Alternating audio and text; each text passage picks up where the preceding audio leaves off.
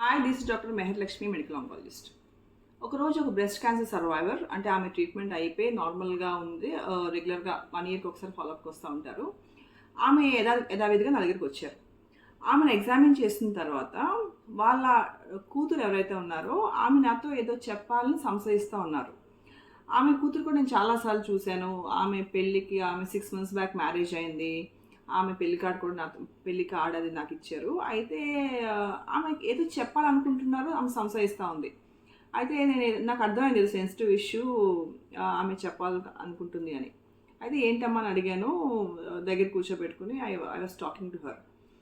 ఆమె నెక్స్ట్ చెప్పింది ఏంటంటే, పెళ్ళైన తర్వాత నుంచి ఆమె రిపీటెడ్గా యూరిన్ పోస్తే మంట రావడం, పొత్తి కడుపులో నొప్పి రావడం, ఇట్లా యూరిన్ ఆపుకోలేకపోవడం, పదే పదే వెళ్ళాలనిపించడం, ఇట్లాంటి సిమ్టమ్స్ అన్నీ బాధపడుతుందట.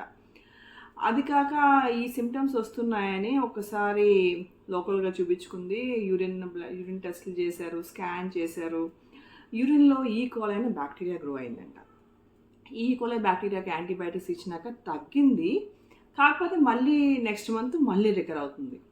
ఈ ఇష్యూ రిపీటెడ్గా రావడం వల్ల వాళ్ళ మ్యారిటల్ లైఫ్లో డిస్టర్బెన్సెస్ వస్తున్నాయని ఆమె నాకు చెప్పుకొచ్చింది.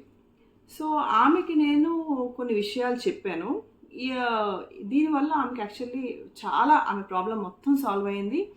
So what I thought was, ఈ ఇష్యూస్ మీ విషయాలు మేము అంతా షేర్ చేసుకోవాలి. ఎందుకంటే ఈ యూరిన్ ఇన్ఫెక్షన్ అనేది చాలామంది అమ్మాయిల్లో రిపీటెడ్గా కనిపిస్తూ ఉంటుంది.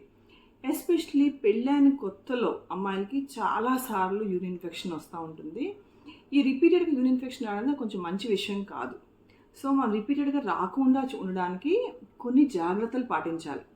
ఈ జాగ్రత్తలు మనకి తెలిసినవేలాగా అనిపిస్తుంది, కానీ ఆ టైంకి మనం పాటిస్తే తప్పకుండా రిపీటెడ్ యూరిన్ ఇన్ఫెక్షన్ రాకుండా ప్రివెంట్ చేయగలం.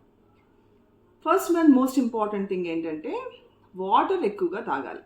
నేను అమ్మాయికి అదే చెప్పినప్పుడు, మేడం నేను వాటర్ తాగుతాను అని చెప్పింది.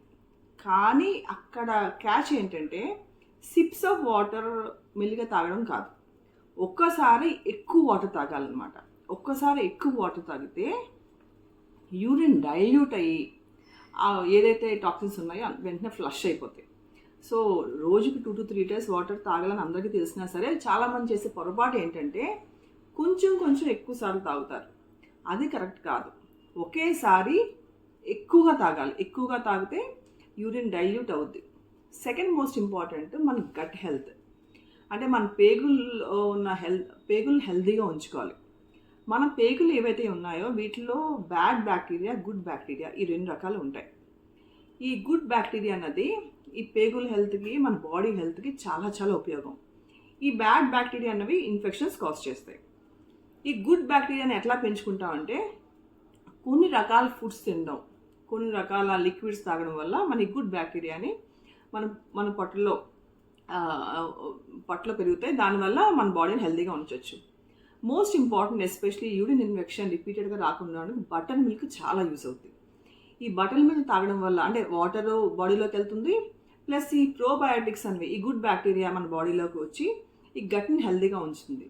గుర్తుపెట్టుకోవాల్సింది ఏంటంటే, మన యూరిన్ ఇన్ఫెక్షన్కి మేజర్ బ్యాక్టీరియా చాలా వరకు ఈ కొలానిక్ ఆర్గానిజమ్స్, ఈ గట్లో ఉండే బ్యాక్టీరియా నుంచి ఏవైతే ఉన్నాయో వాటి వల్ల కలిగే అవకాశాలు ఉన్నాయన్నమాట. సో ఈ గట్ హెల్త్ అన్నది చాలా చాలా ఇంపార్టెంట్.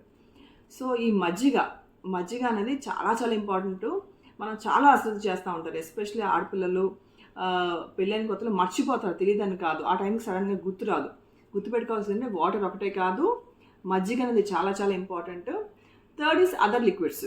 అంటే అది బార్లీ వాటర్ కావచ్చు, ఏమైనా జ్యూసెస్ కావచ్చు. సో వాటర్ ఒక్కటే కాదు, లిక్విడ్స్ ఇన్ ఎనీ ఫామ్ అవి చాలా చాలా ఇంపార్టెంట్. అదే కాకుండా కొన్ని స్టడీస్ ఏం చెప్తాయంటే, వైటమిన్ సి లెవెల్స్ వల్ల ఈ ప్రొటెక్టివ్ మెకానిజం బాగా పెరుగుద్దని.